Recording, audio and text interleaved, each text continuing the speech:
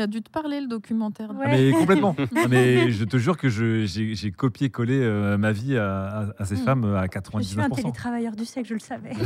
Au fond de moi. Franchement, la Deep prochaine inside. fois, mets une petite nuisette et tu vas voir, tu auras la full expérience.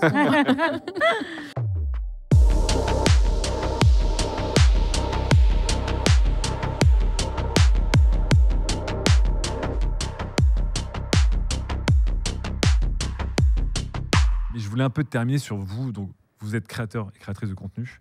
Il y a beaucoup de choses qui changent parce que vous êtes lié à la tech. C'est pour ça qu'on est dans Option Tech, parce que vous êtes lié à la tech. La tech, c'est quelque chose qui est en mutation constante.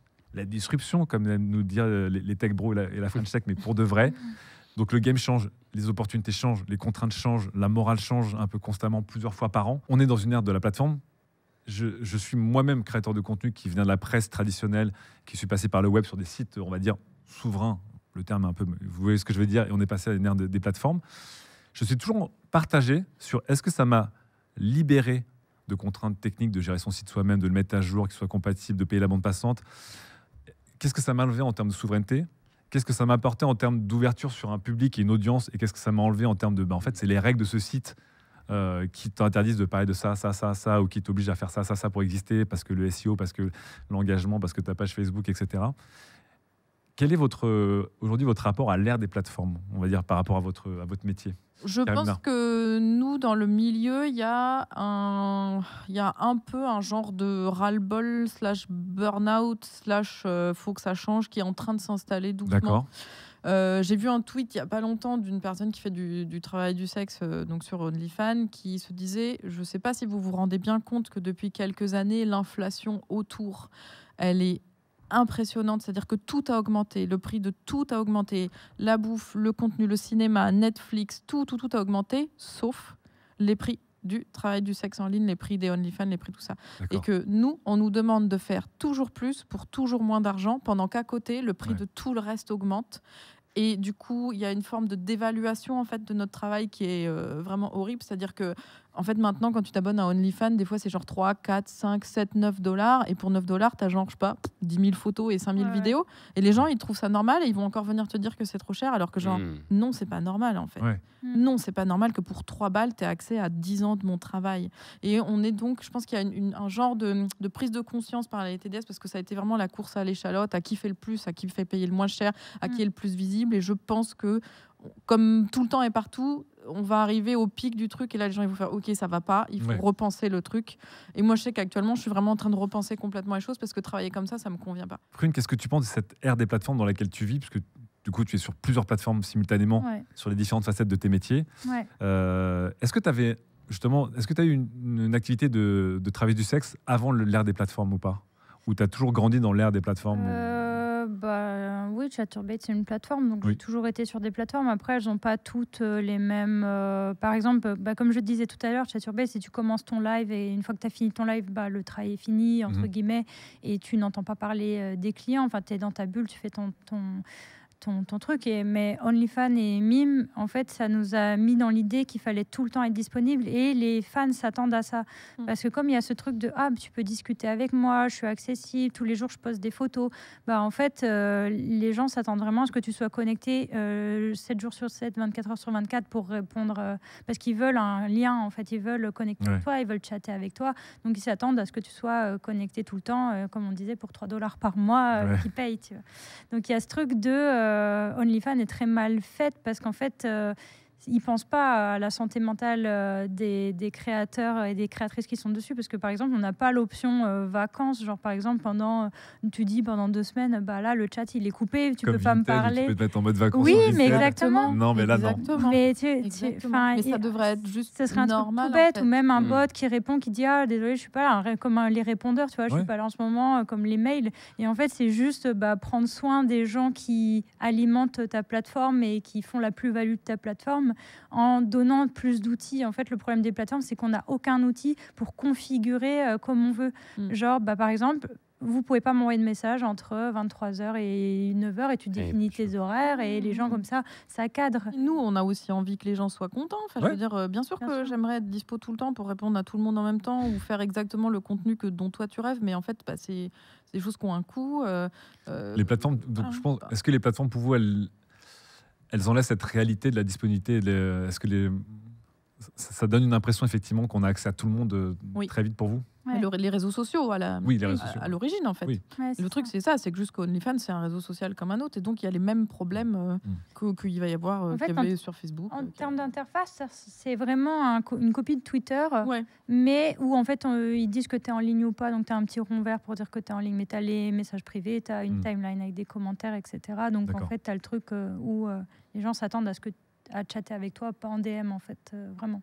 D'accord. Gotos, toi qui viens de sites internet traditionnels comme Gameblog, comme Gamecult et autres médias, et qui désormais effectivement maintenant a un média à l'ancienne, mais sur des plateformes et qui a plusieurs pieds dans plusieurs demeures, j'ai envie de dire. Est-ce que pour toi, ça a été quelque chose qui a été libérateur? Est-ce que tu sens que ça te crée des contraintes nouvelles? Est-ce que c'est plus positif que négatif ou l'inverse? Écoute, moi, j'ai jamais connu de l'époque de ces sites traditionnels le bénéfice d'avoir un site qui marche, maintenu par des développeurs, etc., sans... C'est pas le bon terme, mais c'est celui qui m'est venu, le maléfice de passer tant de temps dans des réunions avec des gens qui veulent grosso modo tuer ton métier. Ouais. Donc, quelque part, la libération de ça, c'est effectivement d'aller vers une plateforme d'abord, de comprendre très rapidement que si tu répartis pas la charge du risque entre les différentes plateformes, parce qu'il y a quelqu'un qui va te douiller à un moment ou à un autre. J'ai connu la fermeture de Utip, qui essaie de se relancer de manière extrêmement shady. Pareil. Je pense que là, tu parles à des vétérans qui, pour elles, je pense que se faire fermer de plateforme, c'est un lundi matin. C'est que nous, tous les jours, il y a une plateforme qui ferme, ou tous les jours, il y a une plateforme qui dit en fait, les règles ont changé. OnlyFans voulait arrêter le contenu adulte. Pendant un moment un peu. Donc en fait, pendant Patreon a fait ça. Patreon a viré tous les le crash de Tumblr, exactement. Le crash de Tumblr là-dessus. Donc tu es obligé d'avoir des backups, quoi. Donc pour toi, c'est comme plus bénéfique parce qu'il y a moins ces contraintes liées au sexe spécifiquement. Et puis de manière générale, c'est pour moi c'est un jeu de c'est être en grand écart entre plusieurs pylônes. Moi, j'ai de la chance effectivement d'être dans un modèle dans un domaine où ils disparaissent pas tous les mardis. Du coup, voilà. Mais effectivement, c'est se dire. Combien de changements de la politique tarifaire de Twitch j'ai déjà vécu depuis 2020-2021. Où est-ce que je vais pour un truc type Patreon, etc. Se renseigner sur les ambitions des CEO actuels. Est-ce qu'ils sont en train d'essayer de vendre? Est-ce qu'ils sont plutôt stables, en train d'essayer de s'acheter tel ou tel type de légitimité? C'est faire ton moindre mal, pour moi, dans ce sens-là. Et je pense aussi que l'arrivée sur ces plateformes m'a permis aussi de comprendre un truc dans le jeu vidéo, qui n'est pas forcément spécifique au jeu vidéo, tu dois le connaître aussi pas mal dans la tech. C'est que il y a un domaine, il y a un endroit de la jauge de parasocial avec laquelle je suis d'accord. D'accord. Je ne parle pas de celle qui effectivement te refuse des congés ou qui ne comprend pas que tu as besoin de repos, etc.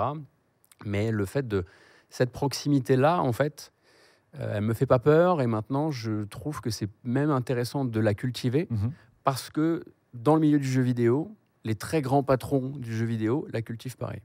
La cultivent pareil. Phil Spencer, Xbox, j'ai un joli t-shirt, souris ultra bright, moi aussi je suis un gamer, machin et tout. Mais le truc, c'est qu'entre vous et moi, il y a une différence, c'est que moi, je licencie des milliers de personnes.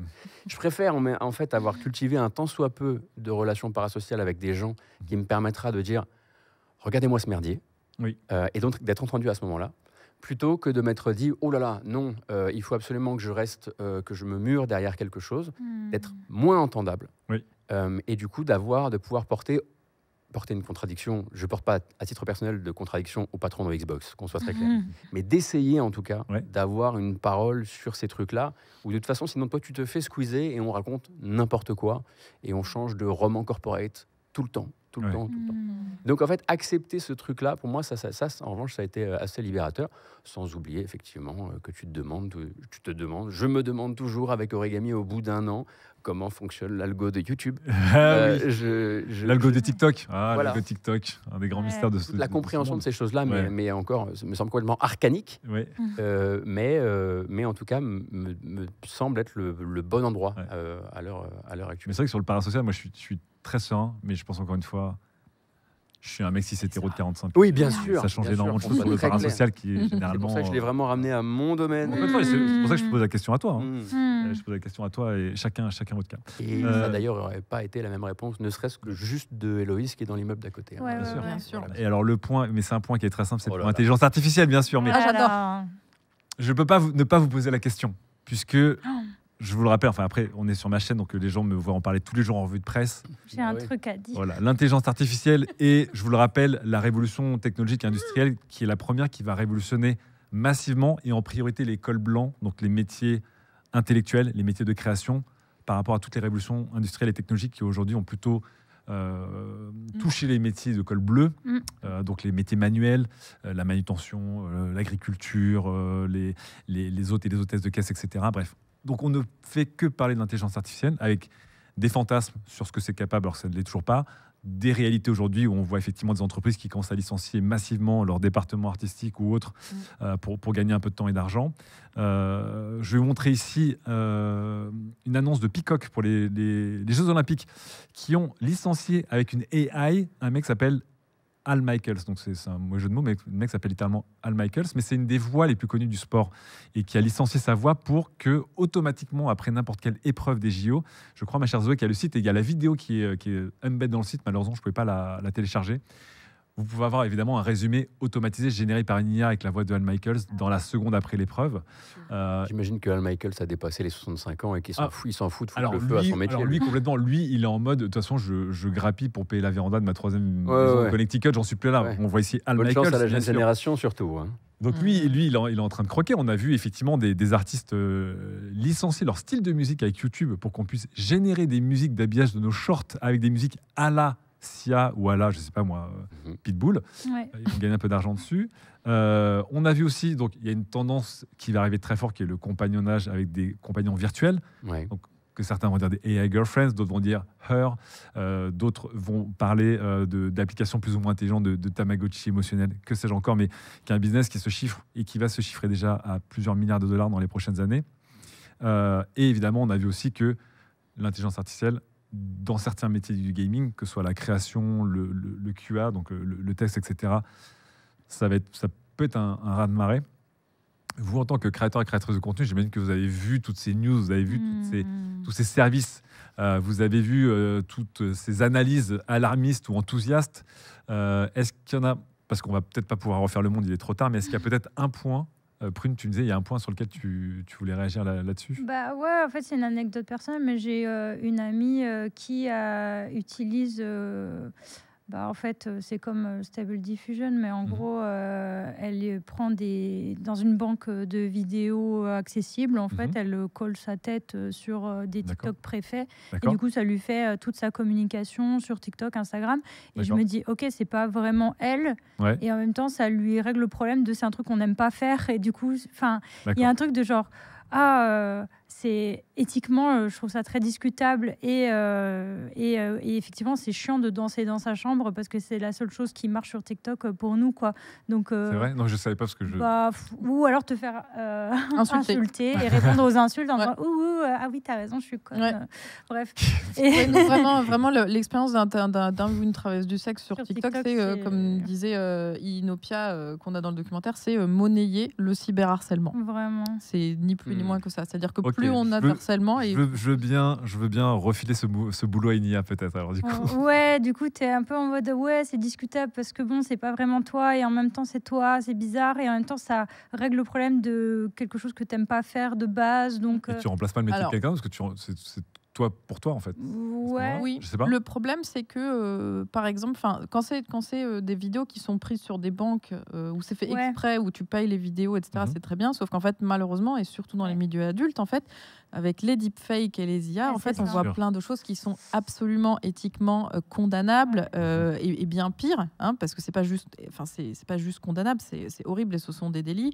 Moi, je sais que j'ai déjà des collègues qui ont trouvé des vidéos d'elles où en fait, c'est juste quelqu'un qui a utilisé leur contenu et mis sa tête dessus et qui gagne de l'argent sur OnlyFans avec des vidéos où en fait la personne n'a rien fait, juste fait un face swap, quoi. Je vous rappelle que pas plus tard qu'en tout début de semaine, un des responsables des IA chez Microsoft a annoncé que entraîner des IA sur ce qu'il appelle l'open web, donc non, vous avez publié sur l'open web, pour lui moralement c'est pas dégueulasse que ce soit licencié ou pas. Bon. On parle quand même d'un des boss de l'IA chez Microsoft. Donc, non, mais c'est terrible. C'est horrible. C'est déshumanisant pour la personne qui fait du face swap et pour la personne qui se fait voler son contenu. Plus le fait que ça donne la porte ouverte aussi à plein de personnes qui en fait ne font pas de porno et qui du coup se retrouvent dans des vidéos porno. Et ça, ce n'est pas normal et c'est pas OK. Donc oui, vraiment l'IA, moi plutôt si ça pouvait plutôt nous aider en fait à régler des choses qui sont chiantes de la vie, du style du juridique ou des courses, du juridique, de la Après, malheureusement, je pense qu'on n'aura jamais la main dessus et que soit tu lâches l'affaire, soit... Enfin, je sais pas, je suis assez pessimiste sur le fait qu'on puisse contrôler ça et je pense que soit tu lâches le truc, soit... Tu lâches le truc au sens où tu t'assumes que tu pourras pas le maîtriser. Non, tout comme nous, le contenu volé, on peut pas le contenu piraté, tu peux pas le contrôler, tu peux pas faire sauter les sites, tu peux pas empêcher que des gens sur Reddit soient bizarres. Enfin bref, ça viendrait à légiférer un tant soit peu sur cette question-là, vous seriez les toutes dernières de cordée à être. Bien sûr. Oui, c'est sûr. Ouais. C'est juste que tu as beau te triturer la tête dans tous les sens. Parce que je vois pas comment on peut. Oui, je veux dire, Adopi, ça n'a pas été créé pour les gens qui font du porno. C'est pour les grosses multinationales qui en sont dégoûtées de ne pas se faire assez d'argent. Mais parce que nous, on pourrait faire des plaintes Adopi tous les jours. Enfin, moi, tous les jours, je trouve des contenus de moi volés où les gens se sont fait de l'argent avec mon contenu et moi, je touche rien dessus. Gotos, est-ce qu'il y a un point spécifique sur tout ce que tu as pu lire, écouter, qui t'enthousiasme ou qui te déprime sur ton métier en tout cas, on va dire, pour ramener à ça, sur ton métier, sur les IA. Pour mon métier, avant qu'on ait un Gotos virtuel, bien sûr. Ça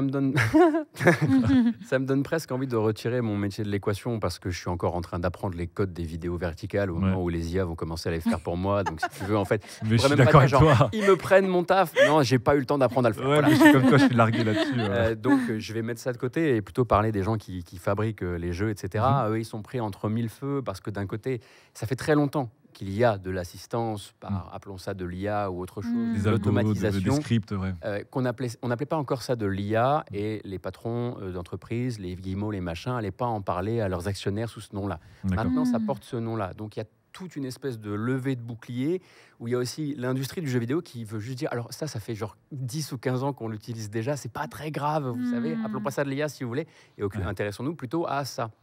Et ce fameux, on revient effectivement à, pour l'instant, le cheval de Troie utilisé, c'est on va vous aider à ne plus avoir à vous taper les trucs rébarbatifs.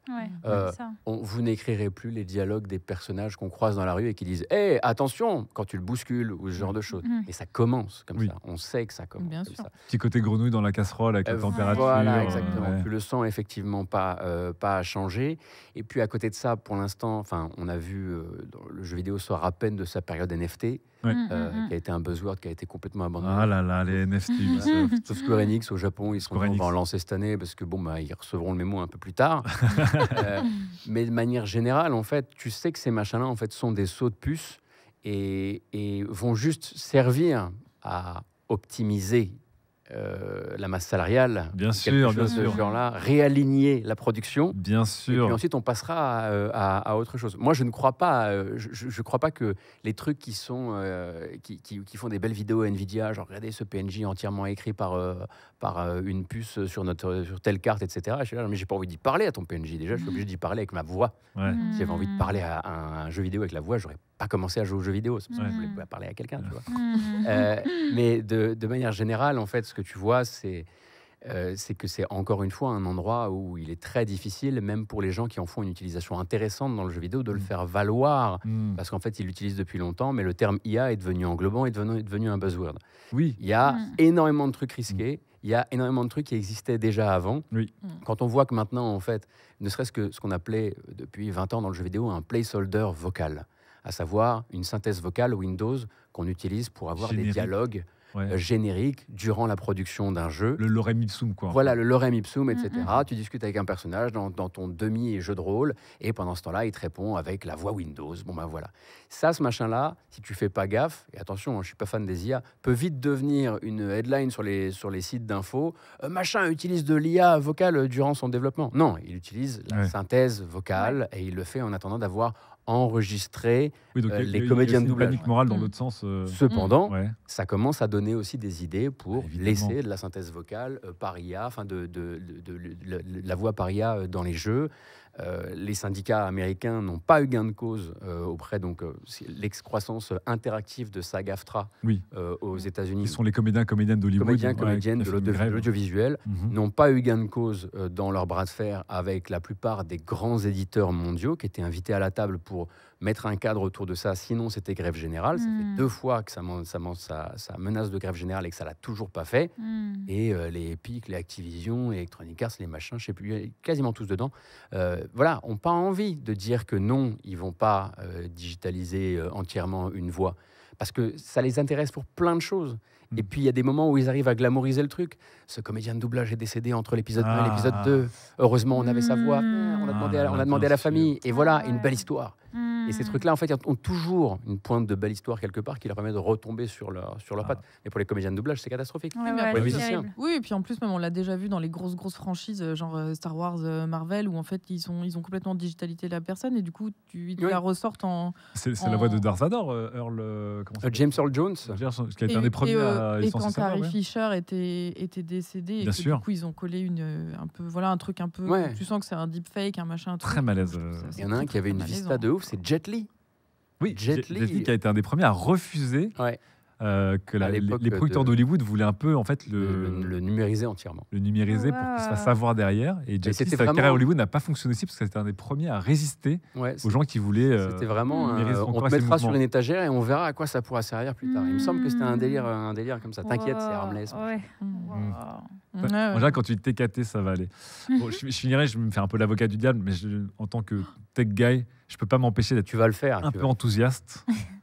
Mais pourquoi? Parce que j'imagine que, Et mal. à l'inverse, un développeur indé, qui, comme aujourd'hui, ont pu avoir accès à des systèmes qui ont pu, je sais pas, du procédural ou des banques d'animation ont pu faire des prods impressionnantes pour une personne ou très peu de personnes, j'imagine que peut-être qu'un jour avec l'IA, on pourra générer des open world, des personnages avec basé beaucoup sur moins quoi de moyens. Non, mais je sais pas. Crédit en comment?